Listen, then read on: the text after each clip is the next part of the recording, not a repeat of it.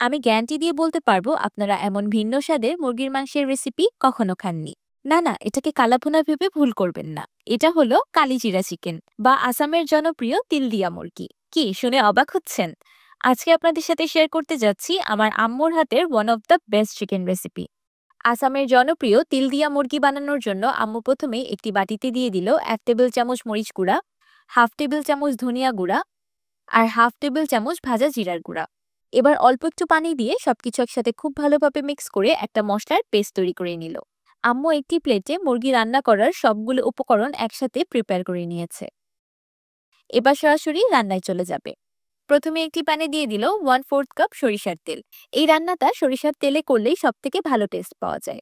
তেলটা গরম হয়ে যাওয়ার পর দিয়ে দিল হাফ কাপ পেঁয়াজ বাটা আর 2 টেবিল চামচ আদা রসুন বাটা। এবার আম্মু বাটা মশলাগুলো তেলে 1 মিনিটের মতো ভেজে নিবে। 1 মিনিট পর দিয়ে দিল 3টি লাল শুকনো মরিচ আর একটি দারুচিনি, 3টি তেজপাতা চুলার আগুনে অল্প একটু পুড়িয়ে তেলে অ্যাড করে দিল। আচ্ছা, আপনারা কি জানেন তেজপাতা এভাবে আগুনে অল্প একটু পুড়িয়ে অ্যাড করলে টেস্ট আরও বেশি ভালো আসে? যদি আপনারা এই ট্রিকটি আগে থেকেই জেনে থাকেন তাহলে আমাকে কমেন্ট করে জানাবেন। আর যদি আজকে প্রথমবার শুনে থাকেন তাও আমাকে কমেন্ট করে জানাবেন। এবার সবগুলো মশলা আম্মু তেলে 5 মিনিটের মতো ভেজে নিবে। 5 মিনিট পর মশলাগুলো ভাজা ভাজা হয়ে কাঁচা গন্ধটা দূর হয়ে গিয়েছে। এবার দিয়ে দিল আগে থেকে কেটে ধুয়ে পরিষ্কার করে রাখা মুরগির মাংস। আম্মু এখানে 1.5 কেজি সাইজের একটা মুরগি ব্যবহার করেছে। এবার মুরগির মাংসগুলোকে মশলার সাথে কিছুক্ষণ ভেজে নিবে। এই মুরগির মাংস রান্নাটা অন্যান্য রেসিপি থেকে এতটাই বেশি ডিফারেন্ট আর মজাদার যেটা মুখে বলে বোঝানোর মতো না। আমাদের বাসায় প্রায় এই কালিজিরা চিকেনটা রান্না করা হয়, তাই আম্মুকে এই শুক্রবার আম্মুর এই স্পেশাল চিকেনটাই রান্না করে দিতে বললাম, যেন আপনাদের সাথেও আমার আম্মুর এই স্পেশাল রেসিপিটা শেয়ার করতে পারি। চিকেনগুলোকে মশলার সাথে 2 মিনিটের মতো ভেজে নিয়ে দিয়ে দিল স্বাদ মতো লবণ আর 1 চা চামচ কালো গোলমরিচের গুঁড়া। লবণ অ্যাড করার সাথে সাথেই মাংসে কিছুটা পানি উঠে যাবে, তাই এই পর্যায়ে অ্যাড করে দিল আগে থেকে তৈরি করে রাখা মশলার পেস্ট। এবার এই মশলার সাথে আম্মু চিকেনটাকে খুব ভালোভাবে কষিয়ে নিবে। কষানোটা যত ভালো হবে রান্নাটা ততই মজা হবে। তাহলে পাশের চুলায় চিকেনটা মশলার সাথে ভুনা ভুনা হতে থাক। এই সময় আম্মু কালিজিরা চিকেনের একদম মেইন উপকরণটা রেডি করে নিবে, যেটা এই রান্নার জান প্রাণ। একটি ফ্রাইং প্যানে দিয়ে দিল 1/3 কাপ কালিজিরা আর 1/4 কাপ সাদা তিল। এবার চুলার লো আছে কালিজিরা আর তিল একসাথে খুব ভালোভাবে রোস্ট করে নিবে। কালিজিরা আর তিলের কম্বিনেশন একসাথে খেতে এতটা মজার হতে পারে সেটা এই রেসিপিটা না খেলে কেউ বুঝবে না। মানে আপনার প্রথমে এটা বানিয়ে খেয়ে তারপর বুঝতে হবে এটা টেস্ট কেমন। অনেক বেশি ক্রিমি আর রিচ একটা ফ্লেভার। কালিজিরা আর তিল একসাথে ভাজতে ভাজতে চারিদিকে খুব সুন্দর একটা সুঘ্রাণ ছড়িয়ে পড়েছে। এখন আম্মু এটাকে চুলা থেকে নামিয়ে নিবে। এটাকে অতিরিক্ত ভেজে পুড়ে ফেলা যাবে না, তাহলে কিন্তু টেস্টটা নষ্ট হয়ে যাবে।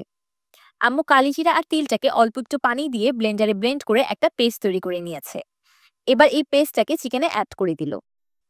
যারা কালিজিরা খেতে পছন্দ করেন তাদের কাছে তো এই রান্নাটা খেতে 100-তে 100 মনে হবে। আর যারা কালিজিরা খেতে পছন্দ করেন না, আমি তাদের রিকোয়েস্ট করব একবার হলেও এই কালিজিরা চিকেনটা বানিয়ে খাবেন। এই রান্নাটা খেতে একদমই তিতা লাগে না, আর যারা কালিজিরা পছন্দ করেন না তারাও মজা করে খাবেন। কালিজিরা আর তিলের পেস্ট চিকেনের সাথে খুব ভালোভাবে মিশিয়ে নিয়ে আম্মু এটাকে রান্না করতে থাকবে মশলাটা ভুনা ভুনা হয়ে আসা পর্যন্ত। দেখতেই পাচ্ছেন মশলাটা ভুনা ভুনা হয়ে একটা কালো রং চলে এসেছে। এবার আম্মু দিয়ে দিল 1 কাপ পানি। এবার চুলার মিডিয়াম আঁচে এটাকে রান্না করতে থাকবে মাংসগুলো সম্পূর্ণ সিদ্ধ হয়ে আসা পর্যন্ত। অনেকেই আমার আম্মুর ভিডিওর নিচে কমেন্ট করেন রান্না আমার আম্মু করে না, আমিই করি। আমি তাদের উদ্দেশ্যে বলতে চাই আমার থেকেও আমার আম্মু অনেক গুণ ভালো রান্না করতে পারে। রান্না করার এই শখটা মূলত আমি আমার আম্মুর কাছ থেকেই পেয়েছি। আর বেশিরভাগ রান্না আমি সর্বপ্রথম আমার আম্মুর কাছ থেকেই শিখেছি। আমার আম্মু অনেক দেশ বিদেশ ঘুরেছে, সেখানের খাবার খেয়েছে, তাই আম্মু দেশের বাহিরের অনেক রান্নাই জানে। আর আম্মুর একটা ট্যালেন্ট হলো একটা খাবার একবার খেলেই আইডিয়া করতে পারে খাবারটা কিভাবে রান্না করা হয়েছে। দেখতেই পাচ্ছেন মাংসগুলো সিদ্ধ হয়ে গ্রেভিটা অনেকটাই ঘন হয়ে এসেছে। নামানোর কিছুক্ষণ আগে আম্মু দিয়ে দিল স্বাদ মতো কাঁচামরিচ কুচি। মাংসগুলো সম্পূর্ণ সিদ্ধ হয়ে গিয়েছে আর ঝোলটাও ভুনা ভুনা হয়ে তেল উপরে ভেসে উঠেছে। তো তৈরি হয়ে গেল কালিজিরা চিকেন। এই কালিজিরা চিকেনটা এমন একটু ভুনা ভুনা খেতেই ভালো লাগে, এটাকে ঝোল করে রান্না করলে ভালো লাগবে না। এবার আমি গরম গরম কালিজিরা চিকেনটাকে পরিবেশন করে নিচ্ছি।